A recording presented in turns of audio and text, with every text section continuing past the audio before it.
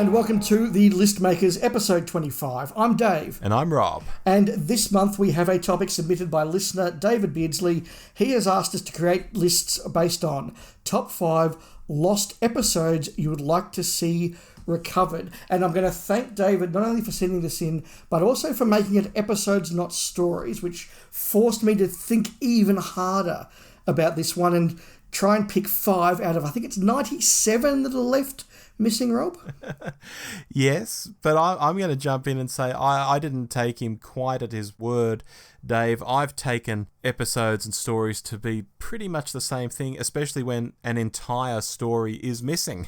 Oh, okay. Well, you're probably going to bring back 30 or something then. So, in the end, I probably will. But yeah, for me, some of these stories, none of it exists. So do you want me to say episode 1, 2, 3? No, I'm just going to say the story. Okay. Well, once again, we've taken it slightly differently. Given that there are 90 to choose from, a snap seems mathematically unlikely. But given some of the ones that are missing, also quite possible. Yeah. I think we're going to snap all over the place here, frankly. Fair enough. Well, it's your turn to go first, so let's dive in. Golly, okay. In at number 5, I'm going with The Mythmakers, because I'm pretty sure we've mentioned this on one of our shows in the past, maybe one of the flagship shows, and we've spoken about how great it would be to see this story and see the way it was done. I know we have telesnaps and even little snatches of film, which is so tantalising, but nothing beats the real deal. I think the way I enjoy the mythology around the story helps quite a bit with this too. It's just a story I enjoy the concept of the Doctor being involved in. I would really like to see The Mythmakers. Excellent. In at number 4, I have The Power of the Daleks. I think there's a lot to be said for this one being a debut story for a Doctor. So look, if you're going to twist my arm, David, if you're going to say it must be an episode, then call it episode 1. But I'm just saying Power of the Daleks in general. You know, we've got all the other Doctors' debuts. It'd be a crying shame to not have this one back in the vaults one day. Yes, there's a solid little Dalek story in there and all of that, but I do come at this one from the history of Doctor Who angle, where I just think it's a really important story to have back. And even if it was just episode 1, and we could see the first 25 minutes of Pat being the Doctor properly, not in animation, not telesnaps, not audio. Well, you'd have the audio, I guess, but you know what I mean. I do. Yeah. In at number 3, Marco Polo, another Hartnell historical, which I guess in some ways is no accident as Hartnell made a lot of historical stories, but as we've mentioned on the show before, this is such an intriguing one. When we look at the images to hand, even colour images that we have, and we see that they really pushed the boat out on making this look really great, especially as a culture that the BBC wouldn't be doing regularly.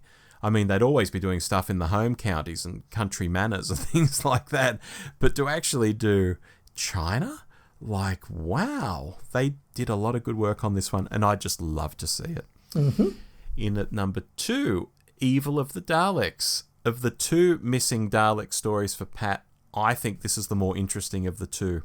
So while they both make my list, this one comes out on top, in at the number 2 slot. It's great that we have the animation, but when I look at that episode that we do have, the actual live action episode, I get a real vibe from it. And I think, yes, this seems like it would have been a really, really good story to watch. Put aside the audio, the images and all of that. When we look at that episode that we can actually see, it's really cool. So, David, I'm not selecting that episode, that's episode 2, isn't it, that exists? It is, yes. I think, yes. So I'm not picking episode 2 for this story because we already have it. Any of the other ones will do. And in at number 1, I've picked The Massacre of St. Bartholomew's Eve.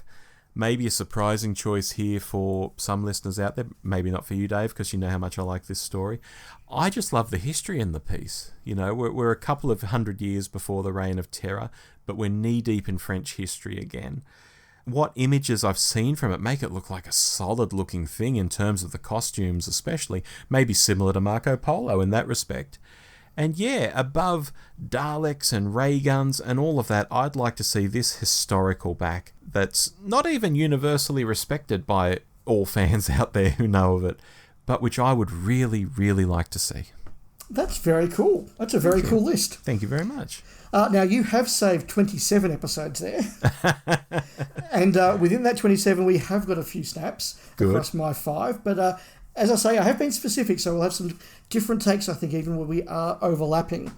But the first is not a snap, and my fifth pick is The Highlanders Episode 3. Okay. This is a story that I've always been very captured by, very delighted by. The imagery of the Doctor in 18th century Scotland post the Battle of Culloden is one that just has always grabbed my attention.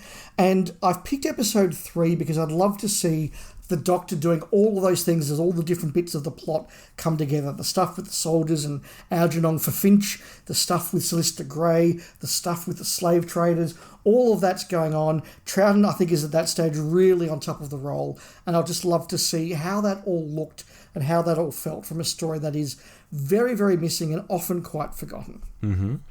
Number 4, I have picked the end of an epic. I have picked the Daleks Master Plan Episode 12. Now, there are 9 episodes of this story missing. I would love to see any of them back, so I think this is an absolute belter of a story. It is the culmination of the Hartnell Dalek stories, which each sort of get bigger in terms of scope and epicness as they go on and finally reach this massive epic. But Episode 12 is, of course, the finale. It's got that big confrontation between the Daleks and Marvik Chen, which, based on the audio, sounds extraordinary. But then that climax of the story, as the Time Destructor's activated, as the Doctor and Sarah are trying to get back to the TARDIS, you've got the winds swirling, you've got that thump going on in the background, that heartbeat of the Time Destructor all the way through. It sounds absolutely incredible. Sarah's death, the destruction of the Daleks, the ravaging of Kemble. I think this would be amazing to see, and I would love to see Master Plan Episode 12. Good call. I'm also picking The Mythmakers, and in particular Episode 4, for many of the reasons that you said. I think it's a really witty and entertaining script. I would love to see Hartnell's performance. I think this is one of those ones where he sounds really good on audio, but if we could actually see the mannerisms and the facial expressions, we would appreciate, much like in The Romans, just how good he was at comedy and how effective this would be. All the other characters in there as well, but Episode 4 particularly because I want to see the horse. I think we all want to see the horse come in and the fall of Troy. Look, as I mentioned before, last August, I was in Troy. I saw the gate where the horse went into Troy, and I think that would be a really cool thing to find. Another very missing story. At number 2, from one of my favourites, that is Marco Polo, and I have picked Episode 3. As you said, this is another amazing epic journey that the TARDIS crew goes on that covers so many locations across hundreds of miles of 13th century China. And I've picked Episode 3 because that's really the middle part of the journey. Initially, I was going to go for Episode 2, where they come down out of the plains and first into the Gobi Desert, but I realised that Hartnell isn't in that one, and if you're going to get an episode back, it should be at least one with the Doctor in it. So I picked Episode 3, which again continues that journey through the desert, through some towns, and I think it would just be amazing to see how they did this journey on a 1964 budget.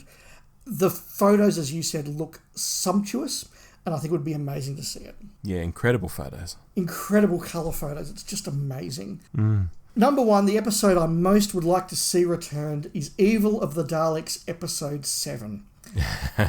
Again, it's a snap with you, Rob, and I think if you were to pick one episode from that, I suspect you would also pick the finale. Oh, things are kicking off. Oh, absolutely. Again, this is... I said that Master Plan was the culmination of the Hartnell Dalek stories. This is the culmination of the 1960s Dalek stories. This is the end of Dalek mania in the 60s. You've got Patrick Troughton with one of his most desperate and most intense performances. You've got the introduction of Deborah Watling as Victoria Waterfield, but you've also got that Emperor Dalek. And I would dearly love to see how that Emperor Dalek actually looked on film. We've got the photos, but how did it move? How did it light? How did it really look? And then the whole battle, the civil war on Skaro, I think this would just be absolutely amazing. And I would love to see that episode back. So we have got some overlaps there, Rob. We do, and possibly because we've been thinking of the same things, because that is an epic ending to that Dalek story, for example. I'm sort of kicking myself that I didn't do Dalek's Master Plan, though, because that is the epic of all epics. Why wasn't that on my list? That's a very good question, Rob. I think you need to write 1,000 words on the topic and have it on my desk by the end of the day. Yes, and self-flagellate. Yes. An episode that was on neither of our lists that listeners might be quite surprised by. 10th Planet Part 4. That's interesting because, again, I was thinking of stories and I thought, well, we've got 3 episodes of that. You know, it's a shame we don't have that last episode. It's the regeneration episode, especially as I've waxed lyrical about how important it would be to have Pat's first episode. But yeah, that's why I hadn't picked it, because so much of the story does exist that we sort of have a good feel for it. Yeah, that was very much my thinking as well. We've got 3 of the 4 episodes, and in fact, we've actually got the regeneration, amazingly. Yes. We've got the regeneration on video, so I felt as though, as much as I'd love to see it back, there were things I wanted to see more. And that was partly as well why I didn't have Power of the Daleks. We have to say of the Daleks now, because there's now Power of the Doctor. We never really got confused with Power of Kroll for some reason, but... No. But I would love to see Power of the Daleks back, obviously. But given I was limiting myself to episodes, yes, it would be good to see those first moments of Patrick Troughton. But once that's done, you've got a very average 1960s episode 1. They arrive somewhere, something's not quite right, they meet people, they wander around, oh, something's happening, cliffhanger. There's not a lot in that first episode, so I sort of thought, I can have something else. I didn't go for that, although... Look, if I'd gone to 10, I suspect that 10th Planet 4 and Power 1 would absolutely be on those lists. Yeah, I think so too. Yeah, good calls there. Interesting that we've overlapped in a number of places. Marco Polo, not one that people particularly think about. Mythmaker, certainly not one that people think about. And you've added the Massacre in there as a historical. Are these the very forgotten stories? I think they are, and particularly in the case of the Massacre, I think a lot of people either don't know it, or if they do know it, they poo-poo it, or they've read the Target novel, which isn't actually the TV story at all. You know, so it's a very confusing sort of story to people out there, I think, Dave. But I would just love to see it. I think that's a fascinating period of history. Yeah, I do too. I didn't have it on my list because... I don't know how much more the visuals will add. I think there's an extent to which the Massacre is a lot of people talking in rooms. Now, it's very, very good talking in rooms. It's very interesting and intriguing and well done talking in rooms. But am I going to see it and go, oh my God, look at how they did the pub? As opposed to, you know, the horse or ancient China. I kind of wonder about that. But then when they actually get to the Massacre, how did they do that? Yeah. Now, we sort of think that it was maybe done with a soundtrack and pictures of wood cuttings and stuff like that, but we're not really sure, are we? No, it's funny how some Doctor Who missing stories are so well documented in just about every single conceivable way, besides from having the actual video. But this is one that's not. I've never seen even a lot of still images from it. No, there really is very little from it that exists at all. And it's not helped by the fact that John Lucarotti, when he novelised it, novelised his own scripts rather than what actually went out. So it's not even a novel or a representation of what went out. It's a similar story, but it's a very different story. And I'm thinking now about if I'd had the Massacre on my list, which episode would I have picked? Now, part of me says you've got to go episode 4 because you want to see the Massacre. Yeah. But part of me goes, I want to see the Doctor playing the Abbot of Amboise. Sorry, I want to see Hartnell playing the Abbot of Amboise, and I'm not sure if that performance is in episode 4. That's tricky. So that's some research we'll have to do when the fandom gods do suddenly descend on us at midnight one night and say, you can pick one. as if we'll have a choice, as if we wouldn't be grateful to have any of them back. Yeah, exactly. Oh, gosh. Yeah, look, when we got onto this topic, it got me thinking back to early days in fandom. Currently, people can go out there right now and buy a DVD that's the scrapings off the floor of all the missing, well, they're not missing episodes, but the episodes that do exist from some of these stories that are largely missing. And I would think back to when these would go around on bootleg tapes, and they were just like gold, because it was almost like they were still missing, because you couldn't see them any other way than for some fan to have a bootleg copy of them.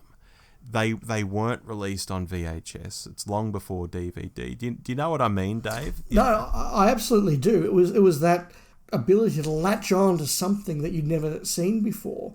We had at the local club here in Victoria an audio library where you could borrow tapes of audio tracks of not just missing stories, but a whole bunch of stories. So, because obviously a lot of people didn't have these things on video. So if you wanted to put the cassette of the Three Doctors into your tape player and listen to that, you could borrow it and listen to it. But they did have a lot of very early bootleg recordings of 60s stuff, and some of them were really, really good recordings. Some of them were, multi-generation badly made, and it was like, and you'd sort of be listening going, I think that was that was the Doctor. I don't know what's going on here, but and of course, there was no narration, which is something that I really didn't appreciate until we got those official BBC audios with the narrating links, because I do remember many times where I'll be listening to The Savages, and you just listen and nothing's happening, and nothing's happening, and then you hear some footsteps, and nothing's happening, and you don't even know what room you're in or whose footsteps they are or what's going on. There was nothing like that. So it was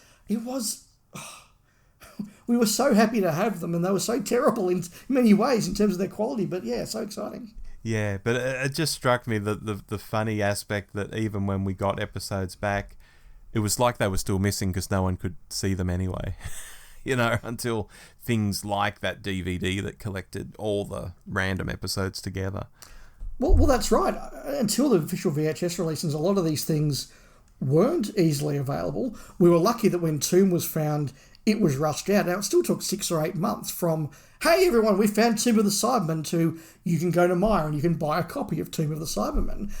It seems like it wasn't much at the time, but I can remember when the Aztecs came out on VHS. I'd never seen that before. Suddenly there was a whole new story. I can remember when I went to the UK in 1991. We did a big family trip to Europe, including the UK, and I was 11 at the time, and we went into a shop in Chester, and Dad said, you can have one Doctor Who video, the first ever video he'd ever bought of actual Doctor Who, and we had a choice of the Web Planet or the Dominators, and I picked up the Dominators, and I was so excited to wait the 6 weeks to get back home so I could put it in the VHS player and see what a Quark looked like. Oh my God. Yeah. So innocent. We were so innocent. So look, some really good stories there. Not surprising we've overlapped on some of the big epics like Evil, Marco Polo. Not Master Plan apparently, Rob, but that's okay. Yeah, that's an oversight on my part now that I look back. No, that's okay. It means we got something else to talk about, which is all good. But time to pick out our next topic. Thank you to David for sending that one in. Yes. And next month's topic is sent in by Loza, who has said to us, top 5 doctors you would like to travel with and why. Oh, I think I remember when that one came in. That's right. It was in an email that we read out in our January episode all the way back then. Yep, there we go. But thank you for that submission. We will be back with that in a month's time. Until then, I've been Rob. No, I haven't. Very good. Until then, I've been Dave. And I've been Rob. And we'll make some more lists soon. See ya. Bye.